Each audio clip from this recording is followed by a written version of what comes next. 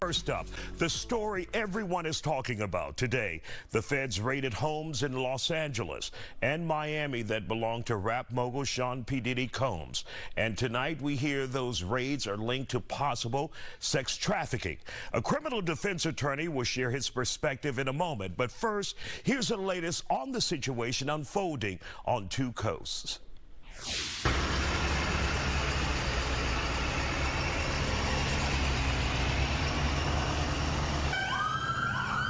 I was shocked. I was taken back. I was really shocked. I mean, I never even expected this to happen. More people coming out. Who's this guy? Yeah, they're all kind of dressed Definitely alike. shocking and hectic out here in Holmby Hills at one of Sean Diddy Combs' homes. We were first on scene as it all unfolded. We came right in the middle of the convoy of about 40 undercover law enforcement vehicles before they even put up the crime scene tape. The Department of Homeland Security making a big bust, officers say, in connection to a sex trafficking investigation.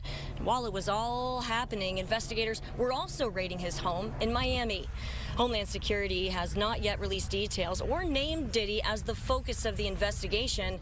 The 20-year-old Ryan Mendelsohn, he's lived nearby his whole life, and he often visits his best friend just a few doors down. But I've seen one once a week, girls lingering outside. I drive by a lot, and I see that a lot of girls, maybe 5 or 6 girls outside, some leaving, some not, some going in, black Suburbans. Never know. I never thought anything of it, but now this is crazy. I mean, as we broke word on scene, and from Skyfox, Mapleton Drive near Sunset and Beverly Glen became a madhouse. And as more Bearcats and undercover cops pulled in, so did the swarms of onlookers, even a celebrity tour bus. We all have to keep our minds open to what's going on here.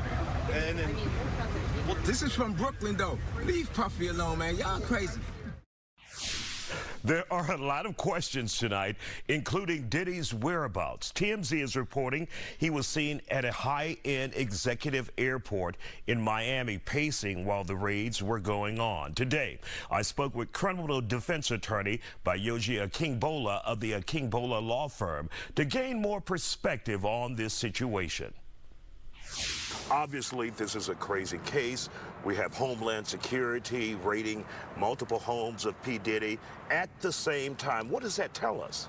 Well, for one, in order for Homeland Security to even be able to enter into someone's home, that means that there was a federal court judge who signed off on a search warrant to search for the home, which means that at the very least there's probable cause to indicate there's some reason to believe that there's an evidence of a federal crime inside those two households. And I know they've hit Miami, Los Angeles, and we saw some of his sons in handcuffs. That doesn't necessarily mean they're being arrested, though, right? Yes, absolutely not. It could be some form of detainment, especially when you're involving law enforcement officers entering into a household.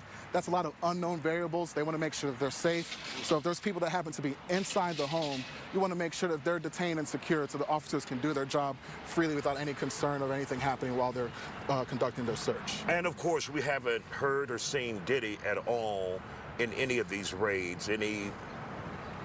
Well, we haven't heard or seen Diddy in these raids, but I think it's important to look at the history of how we got here.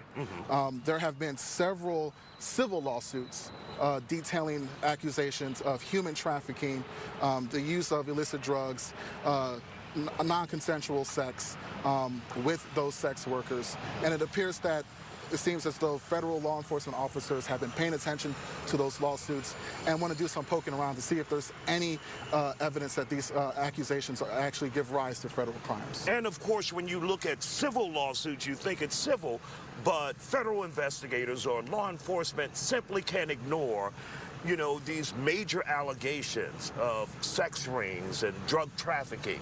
So they had to take some action. Absolutely, and we're seeing this trend where civil lawsuits are giving rise to criminal investigations. We've seen that with Jeffrey Epstein, we've seen that with Harvey Weinstein, we've seen that with R. Kelly. Where there's smoke, sometimes law enforcement officers believe there's fire, and based upon some of the empirical evidence, sometimes that happens to be true. So it appears that, you know, this is a very well-known person. He's well-known in Hollywood, so this is going to be a big case for federal law enforcement officers. Now, we got here, or it began with Cassie Ventura, the ex-girlfriend, right? Yes. What happened in that case when she filed a civil lawsuit, not criminal? So she filed a civil lawsuit detailing that she was sometimes forced to have sex with sex workers while being drugged. And as soon as that lawsuit came out, they quickly settled. That's not an admission of guilt, but certainly there was reason to settle. After that happened, there was a string of other lawsuits that came out. At least 3 other women also made similar accusations of having sex with sex workers, being drugged. And that led to the most bombshell case, which was actually by a former producer on Diddy's album, The Love Album. His name was Rodney Jones. And he not only made those accusations, but he also had his form of receipts. Now, we don't necessarily know if those receipts are accurate. They haven't been proven in court. Right. But he provided pictures in his lawsuit detailing that P. Diddy and his children, his sons, were having sex parties with underage sex workers, that oftentimes people were drugged, that he himself was drugged and woke up in the bed of sex workers and Diddy, detailing that P. Diddy usually would record these incidents, which is another reason why law enforcement officers may be interested in looking into these homes. Sexual assault cases can be very difficult to prove. Human trafficking cases can be difficult to prove. And the way law enforcement officers typically try to prove those cases is by looking into cell phone data, video footage. In the lawsuit, which was a 75-page lawsuit, Mr. Jones detailed that P. Diddy often would record these acts on his own cell phone, as well as hidden cameras throughout the house. So do we think an arrest is anytime close or soon, or are they just gathering evidence at this point? At this point, it's too soon to speculate as to whether or not anyone will be arrested. This seems to be an investigatory measure. If there is enough evidence in those homes, then certainly we could expect an arrest sometime down the road.